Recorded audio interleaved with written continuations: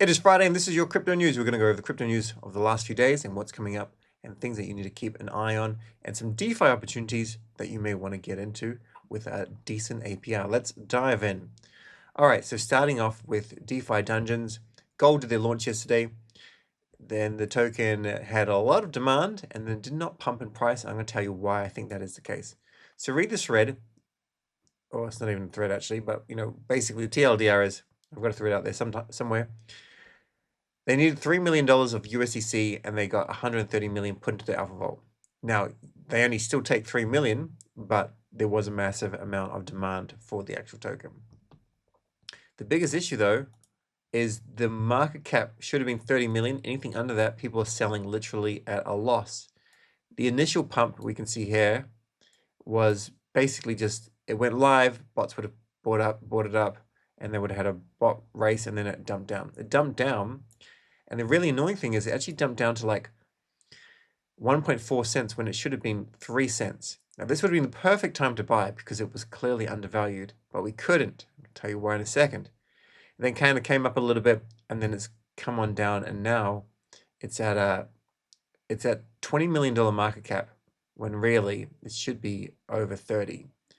This was really disappointing because, well, the people are literally just buying a hyped project at a loss immediately on day one.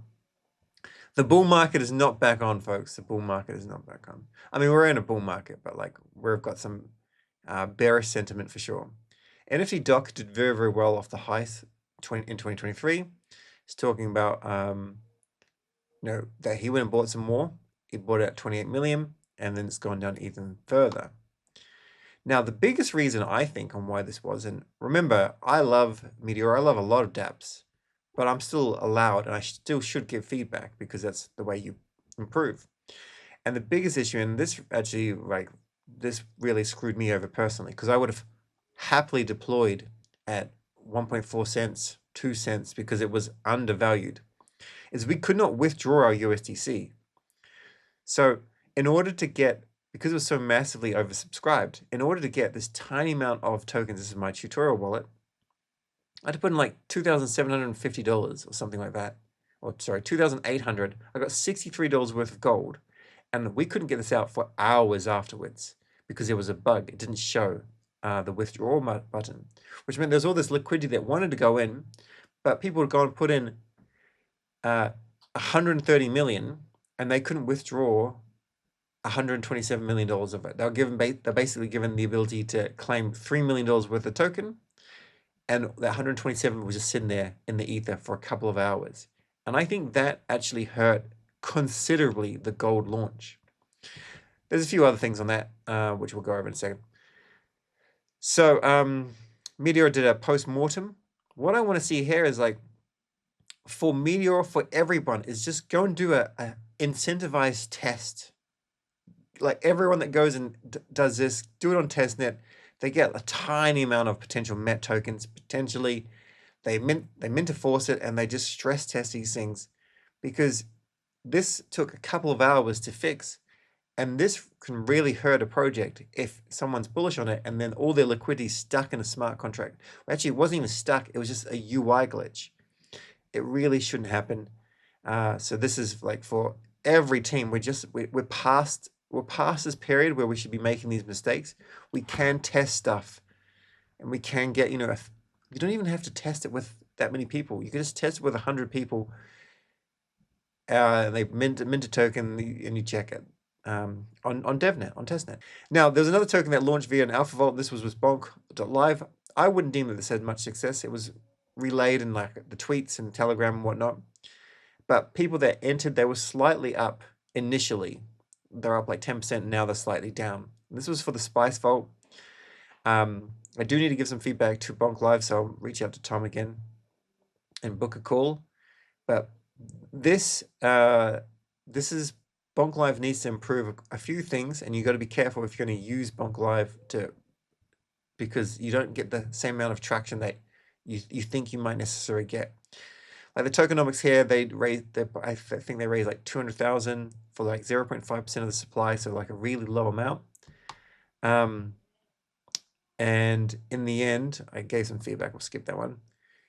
In the end, like the token wasn't whitelisted, the token price has gone down, and even just low life forms in general, it's on the top 5 games of Web2 included for most wishlisted. So it's on Epic Games. So it's got a bit of hype.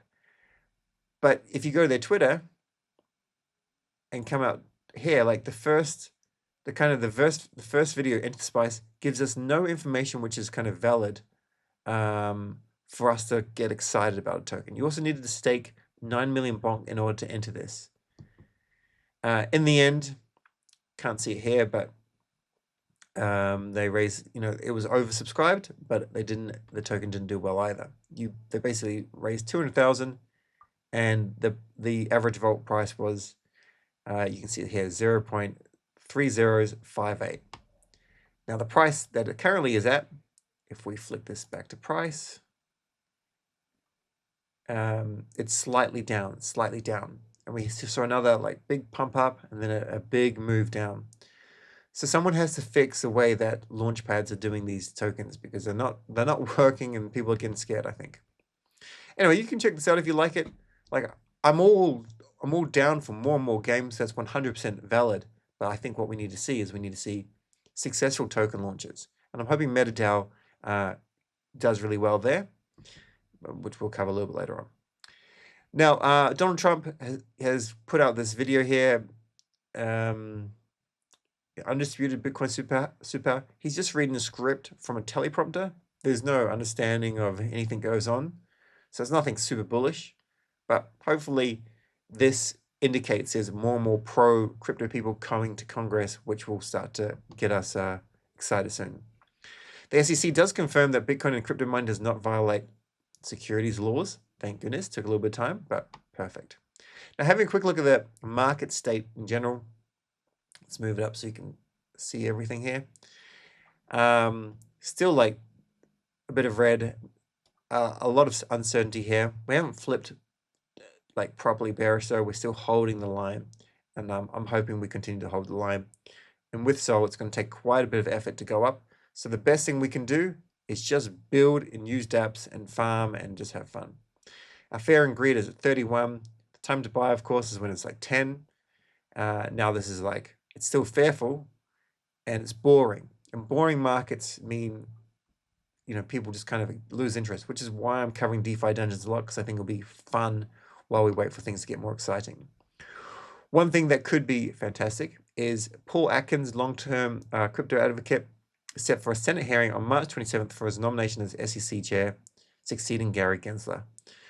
So we've got a couple more days. If he comes in, then I think this will be a good thing for the markets for sure. BlackRock is buying some Bitcoin ETF spot, 172 million. We need to get back to that, 500 million a day though. And Japanese public company MetaPlanet appoints Eric Trump as a strategic advisor to help drive Bitcoin adoption. It's all going to be becoming, far more political. But at the end of the day, do we really care if our bags go up? Probably not, to be perfectly honest. Having a look at the calendar, Solana Spotlight with Cash, 2 p.m. UTC, would be well worth it. Put a little bit of pressure on Cash to bring back these Super Team ecosystem calls. He's no longer part of it, but it's like a monthly Solana update. They're fantastic. A couple of other things here. And the big thing is, make sure you vote. Like, you can vote yes, no, or abstain. If you do abstain, then that's a bit of a cop-out in my opinion, but you're welcome to do it. It's an option there. You've got until 3:30 p.m. UTC. So by the time this video comes out, hopefully it comes out before then. But yeah. Solana's retweeted this. MetaDex aggregator, Titan. Be very, very hard to compete with Jupiter in any way. And, as far as Jupiter is concerned, or Camino, or Jito, or any protocol, they need to maximize value for their token, for their community, for themselves. So you're not necessarily going to try and pump another protocol. Let's just be perfectly honest. However, Solana's job is to pump all protocols that are net positive. So I'm not whitelisted. You can check this out if you're keen. I haven't put any attention on it yet. Maybe when it's like, just check it out if you're keen, basically. Thing is, maybe it's good, maybe it gets better. They have no token, right? There's always that speculation. in order to compete, they're going to need a token. If they did a token with, in a couple months' time, with a high float, low FDV, as opposed to a high FDV, low float. So if they put out like 40% of the token supply, that could be particularly promising, especially if they had revenue and buybacks and other cool stuff. So yeah, maybe worth checking them out. All right, let's move on to the next bit of news here. Big fan of Solana Crypto, and in particular, you can go and sign up and get a membership. This is only available for enterprise, so I'm just going to give you a little bit of an idea, but it's very, very valid, exceptionally valid. When we call for buybacks to happen on a token, I know Dupe is buying back a token, and I guess they've got sizable income, so it's kind of just fine. But I want to show you something here. You can actually see it right here if you want to. Ray has been not performing well. We'll show you the token shortly. But they've been buying back at a cost of $175 million. They've basically missed out on 56 million by just buying, I don't know, super regularly or buying maybe at tops, GMX, GNS, other tokens. They're actually they're not helping the protocol. They're not actually working out things in a good way. So basically, the bear case for token buybacks is what this article is. It's only available for enterprise users, which have got an enterprise subscription. But buybacks are not necessary for leading valuations, is what the thesis is. However, it does say no buyback cohort. Dupe is now switched, so this data is incorrect. They are now in the buyback side. And I would say they are. But clearly, they're if you're going to buy back, you should be buying back when prices are low. Like when tanks, you go and deploy funds, right? You've kind of hold a line almost.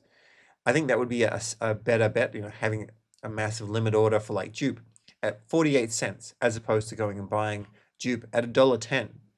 That would be more beneficial, I think.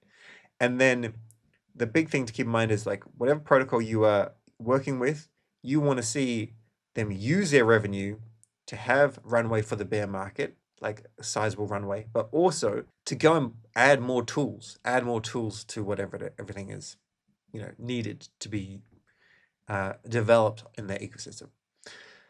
Next with news, Justin Sun has now got Tron on Sol. Don't necessarily like this. I'm really surprised that they didn't go with a vanity URL, but whatevs.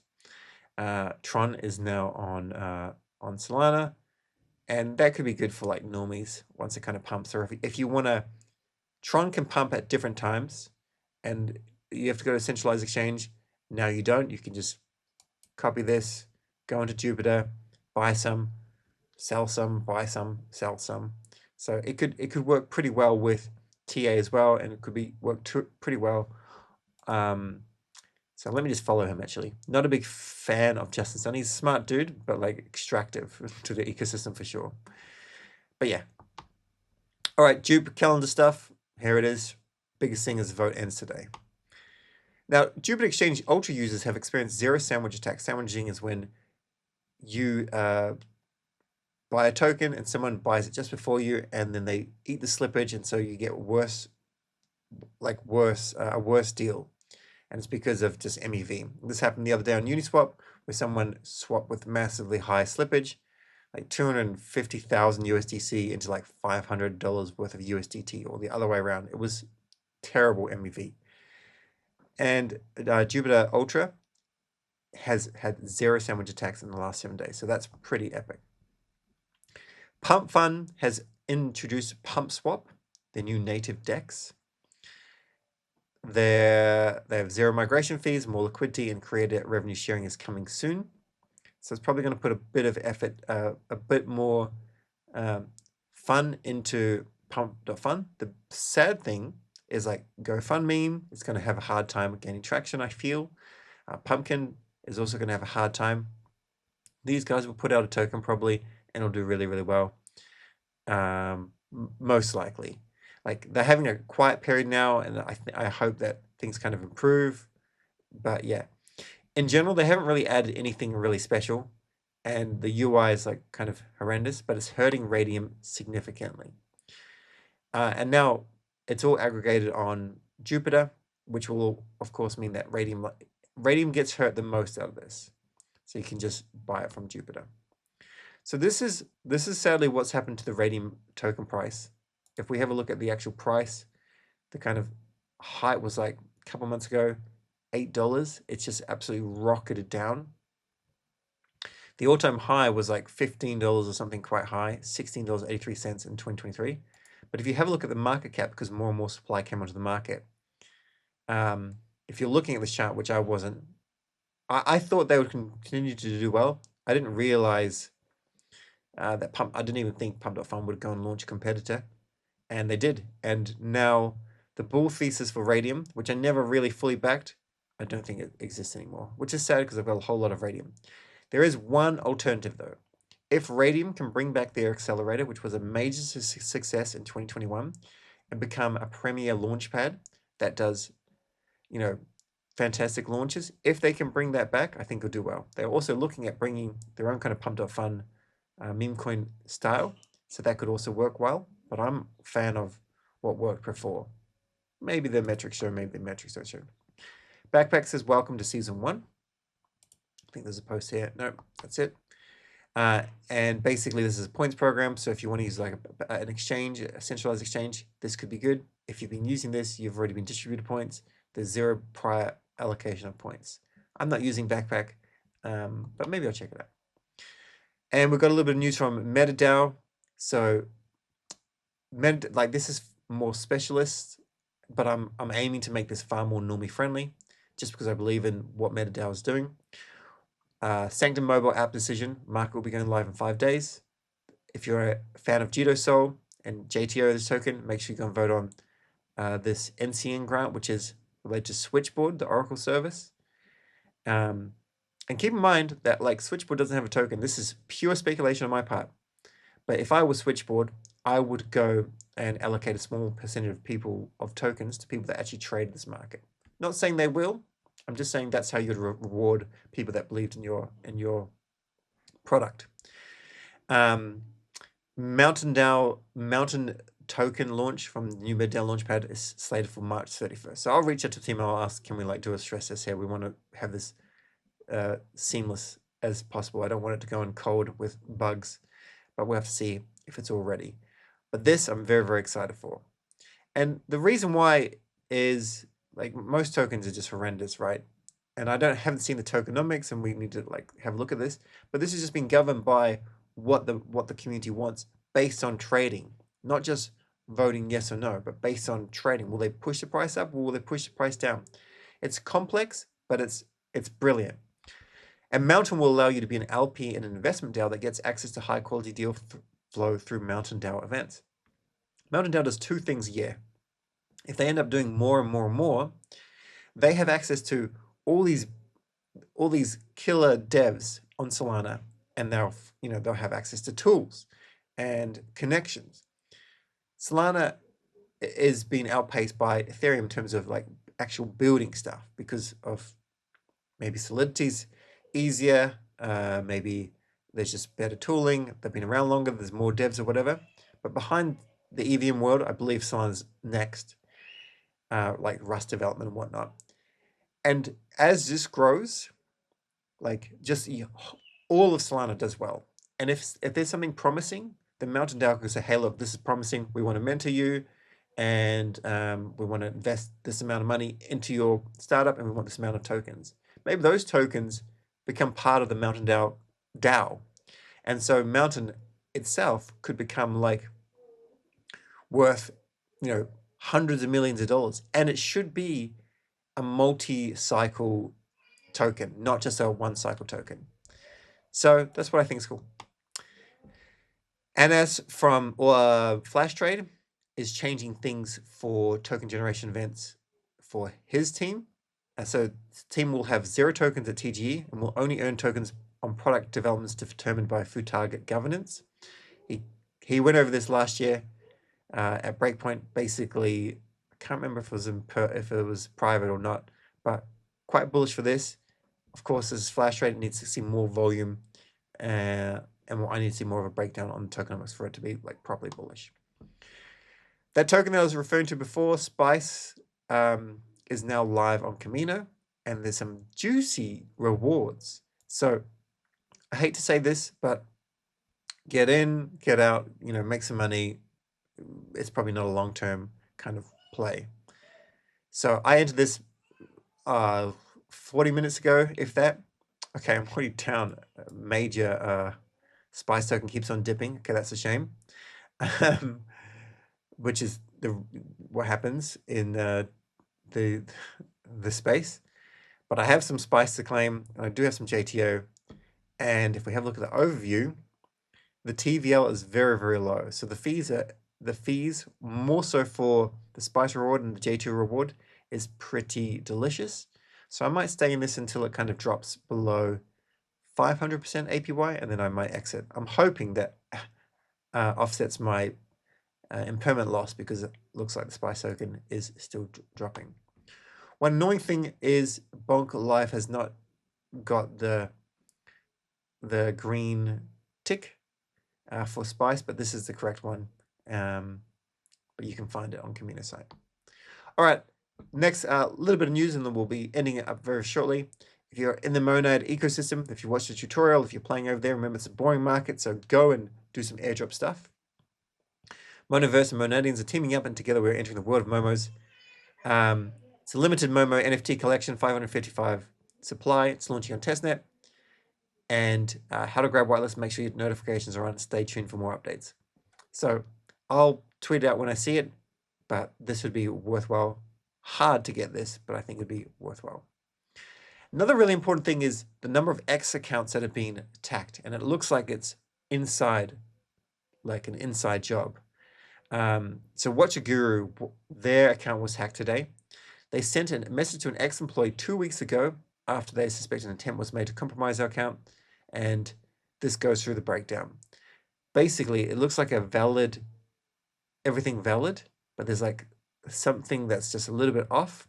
They shared it with the head of research, never got a reply, and then this came out, which was fake. It was posted by a hacker, not a legit post.